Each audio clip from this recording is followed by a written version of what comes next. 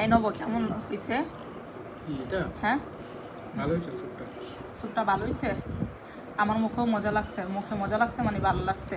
দেখি এই যে একটু হাতটা সরাও। এই যে স্যুপটা হচ্ছে নব বাটিতে নিচ্ছে আর এই যে রুটি দিয়ে খাচ্ছে। আমার কাছেও ভালো লাগছে। আপনাদের সাথে স্যুপটা কেমনি কী করছি সব কিছু ভিডিওতে শেয়ার করব, ভিডিওটা দেখবেন সবাই। এটা হচ্ছে আসলে ইফতারি প্রতিদিন খাইতে খাইতে পুরো টায়ার্ড হয়ে গেছি, এই জন্য আজকে পরোটা আর হচ্ছে এটা হলো যে হোটেলের মতো করে আমি একটা সাদা মুরগি রান্না করেছি, বাট ঝোলটা খুব মজা লাগছে মুখে দেওয়ার পরে। হ্যালো এভরিওয়ান, আসসালামু আলাইকুম। সবাই কেমন আছেন? আশা করি সবাই ভালো আছেন। আসলে ইফতারি খেতে খেতে রোজার মাসে একদম টায়ার্ড হয়ে গেছে এত গরমের মধ্যে। এটা হচ্ছে বাংলাদেশি হোটেল স্টাইলের চিকেন স্যুপ। আমি আজকে ঘরোয়াভাবে করে আপনাদের সাথে শেয়ার করতেছি। দেখেন কি কি লাগে এটা করতে, এটাই আপনাদের সাথে শেয়ার করছি।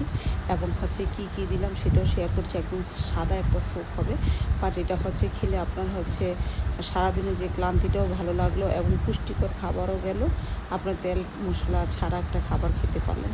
আমার হাজব্যান্ড আমাকে 2 দিন ধরে বলতেছিল নব, বাট আমি ওইভাবে সময় পাচ্ছিলাম না। আজকে ওকে একটু করে দিয়েছি।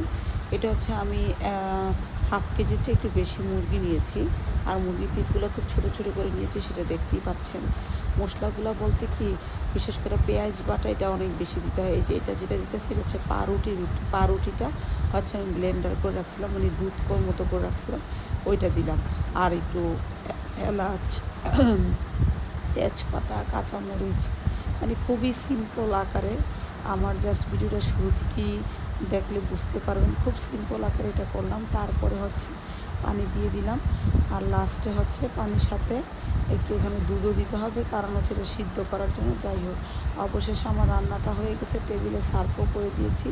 আর ভিডিও শুরুতে শুনেছেন নব খেয়েছে, বলছে অনেক ভালো হয়েছে। তো ভিডিওটা কেমন লেগেছে কমেন্ট দিয়ে